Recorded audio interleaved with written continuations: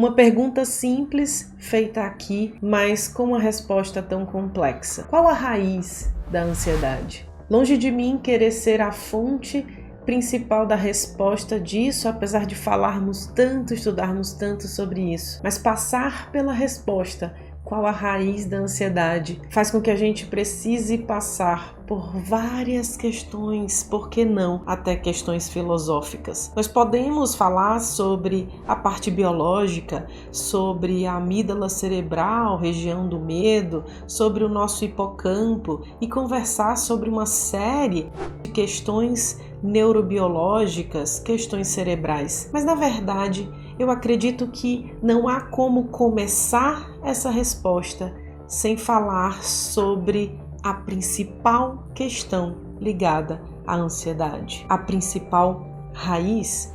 De onde vem tudo isso?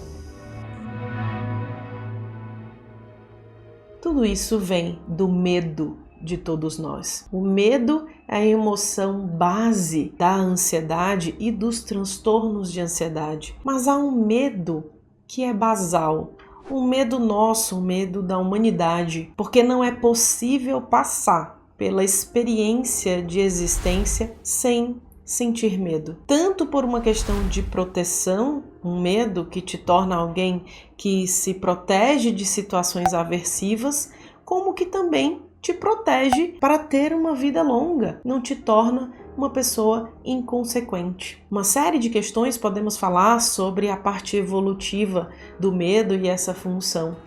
Mas eu queria começar lembrando você que até seres unicelulares, seres simples, de desenvolvimento simples, têm mecanismos de reparo para seus danos, mecanismos de reparo que evitam a sua própria destruição. O que nós, na verdade, vivemos é o medo fundamental da nossa própria destruição por diversos mecanismos de proteção, como, por exemplo, o nosso medo o tempo todo da impotência, medo de não conseguir realizar coisas, medo da impotência sobre situações e pessoas. Uma segunda coisa, o medo da transitoriedade, o medo de passarmos e o medo também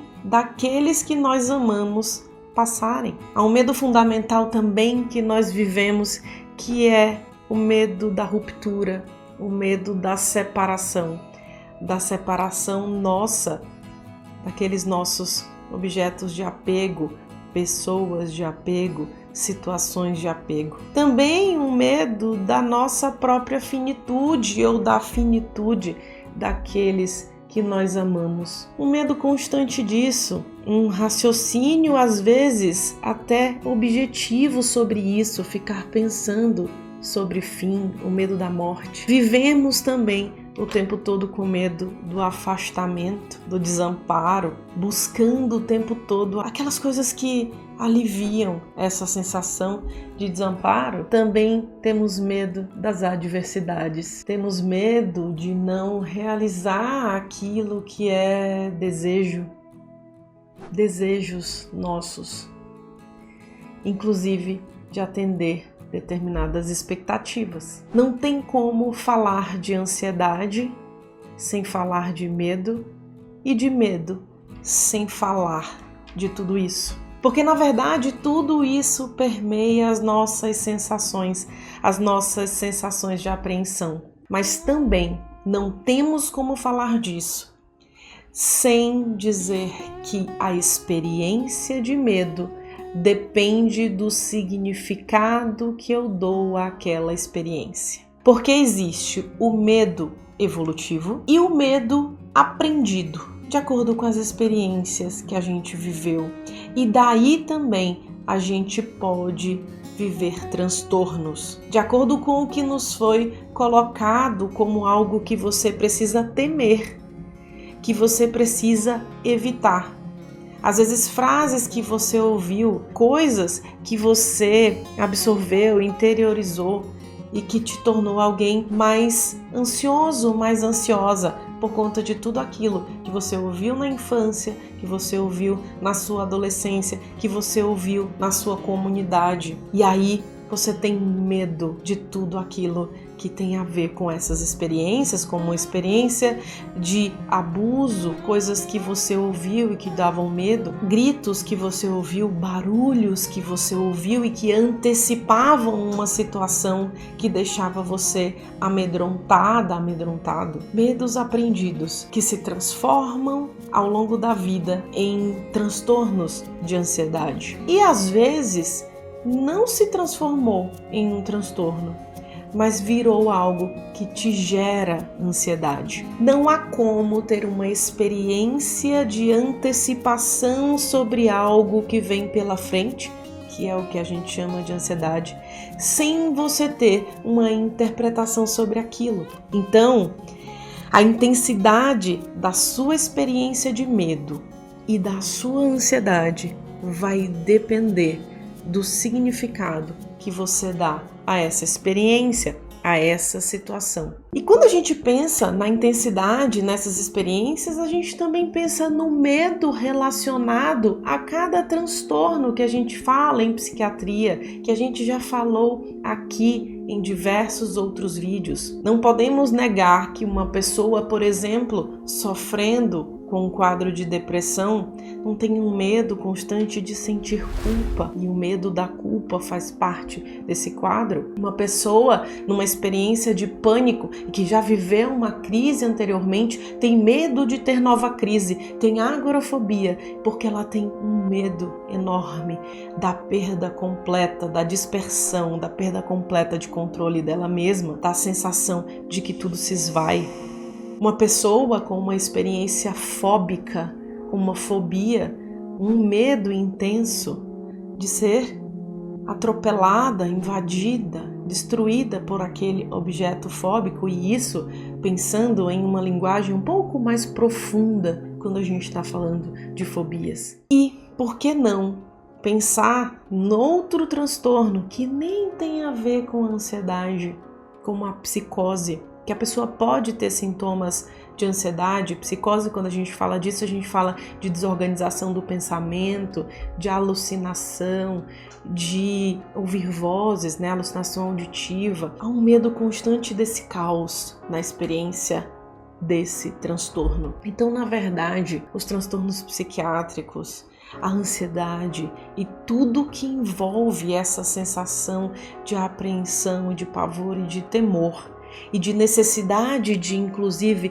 evitar situações, tem como base, como raiz aí, o grande medo. E é por isso que para essa pessoa que perguntou qual a raiz da ansiedade, a gente pode ter, na verdade, essa resposta e pensando em tudo que se desdobra dentro dessa resposta sobre medo. E aí pensando em coisas mais práticas sobre o desenvolvimento de quadros ansiosos e tudo que se baseia nisso, porque certamente alguém que perguntou isso sofre com transtorno, sofre com sintomas de ansiedade. Pensando numa parte prática, a gente tem que pensar que as manifestações ansiosas também se desenvolvem de acordo com o ambiente que se vive, mas o ambiente também biológico. Então há fatores importantes que você precisa pensar dentro da parte prática, como o sedentarismo, como uma alimentação com uma prevalência enorme de industrializados, como, por exemplo, o lugar que você vive, como você se protege daquilo que você vive, porque é real que o medo da violência, tudo aquilo que a gente tem vivido aumenta os sintomas ansiosos, e quem tem a alternativa de mudar para lugares mais tranquilos é maravilhoso. Quem não tem, a gente tem que estabelecer outras estratégias de redução, como usar a sua capacidade de fazer algo por você como um mecanismo de melhora. E aí sair do sedentarismo e melhorar sua alimentação é um dos fatores. Uma outra coisa é vínculo, conexão de qualidade. Conexões frágeis, vínculos frágeis prejudicam a sensação de segurança, prejudicam alguém que tem um quadro de ansiedade ou muitos sintomas ansiosos. Então, esse esquema que a gente tem há alguns anos, né, depois das redes sociais, de relações muito frágeis e muito voltadas para as redes sociais, pensando em rede social na internet, né, porque a rede social de conexão física é diferente, né, a gente precisa começar a melhorar essas conexões, fortificar, estabelecer mais conexão com quem está perto. Isso fortalece e melhora a sensação de segurança. E isso vai favorecer você quando a gente está pensando no quanto o ambiente influencia na genética, porque a gente sabe que os transtornos têm a sua origem, a sua predisposição genética, então a gente não tem poder sobre a nossa genética, mas a gente tem como influenciar o que impacta nesse meu código, quando a gente fala de epigenética, que é o quanto o ambiente influencia naquilo que eu carrego no meu código genético. Então, aquilo que a gente pode influenciar, melhorando o nosso estilo de vida, no que diz respeito a movimento, a exercício, que eu falei para sair do sedentarismo, a alimentação, a redução de estímulos e melhora da qualidade das nossas relações, vai fazer com que você tenha experiências de ansiedade mais reduzidas, ou seja, um sofrimento menor, e aquilo que você sofre, aquilo que você sente tem a menor intensidade, porque o grande lance não é não sentir ansiedade, não é não sentir medo, mas sim como o nosso corpo se manifesta diante dessa situação, a nossa capacidade de retornar ao estado anterior, nossa capacidade adaptativa, para assim melhorar a maneira como a gente lida com a vida. Espero que essa resposta tenha feito você pensar em algumas coisas, e se você gostou desse vídeo, clica aqui no curtir, compartilha com outras pessoas para a gente refletir um pouco mais sobre esses significados, e se você não está inscrito nesse canal, inscreva-se aqui e eu aguardo você em nosso próximo vídeo. Até lá!